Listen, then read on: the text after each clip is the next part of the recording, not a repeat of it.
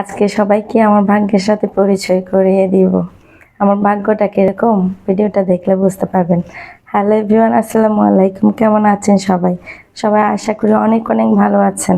আলহামদুলিল্লাহ আমিও ভালো আছি। কিন্তু এই বাগানে এসে একদমই ভালো ছিলাম না, মনটা একদম খারাপ হয়ে গেছিল।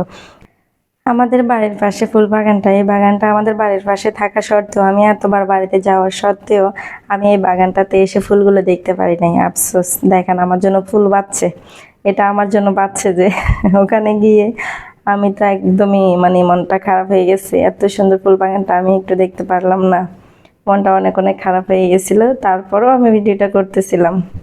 পছন্দের জিনিস বলে কথা, সেটা হচ্ছে বেঁচে থাকুক বা মরে যাক, পছন্দের জিনিস, ভালো লাগার জিনিস তো মানুষের প্রিয় থাকবেই। তাই আমি ভিডিওটা করলাম।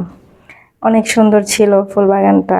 আমার অনেক ইচ্ছে ছিল এই বাগানটাতে এসে একটু ভিডিও করব, একটু ছবি টবি তুলবো। একদমই বাড়ির পাশে থাকার কারণে হচ্ছে যে মনটা আরো বেশি খারাপ হয়ে গেছিল। সবগুলো ফুল মরে গেছে, সবগুলা, অনেক বড় বাগানটা ছিল, সবগুলা ফুল মরে গেছে, একটা ফুলও ছিল না বড় গাছের মধ্যে।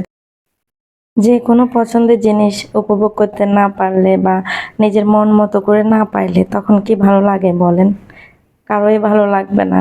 আমারও একদম খারাপ লাগতেছিল। আমাদের বাড়ির পাশে এত সুন্দর ফুল বাগানটা, আমি অনেক কখন ঈদ আসবে, কখন ঈদ আসবে এই অপেক্ষায় ছিলাম। তো এখানে ছোট্ট গাছের মধ্যে একটা ফুল পাইছি, তো এটা দিয়ে আর কি হবে, তাই আমি এটা ছিঁড়ে নিলাম। অনেক সুন্দর ছিল, বড় বড় ফুলগুলো না জানি কত সুন্দর ছিল, ছোট্ট ফুলটা এত সুন্দর। কতগুলো মিথ্যাবাদী আছে, জিজ্ঞাসা করতেছিলাম যে ঈদ পর্যন্ত বাগানটা থাকবে কিনা, বলতেছে হ্যাঁ থাকবে। আমি ভাবলাম যে বাড়িতে যখন আমি আসব তখন আমি হচ্ছে যে এই বাগানটাতে আসবো, ছবি তুলবো, ভিডিও করব বা দেখতে আসব। এত সুন্দর একটা বাগান হচ্ছে যে আমি তাড়াহুড়ো করে আসবো, একটুখানি দেখে চলে যাব, মন ভরবে না। সে কারণে হচ্ছে যে ঈদের সময় বাড়িতে বেড়াতে আসলে তখন আমি এখানে আসব ঘুরতে। রাস্তার এই পাশ থেকে এই পাশে 5 থেকে 10 মিনিট লাগতো আর কি আমার একদম বাড়ি থেকে যাইতে।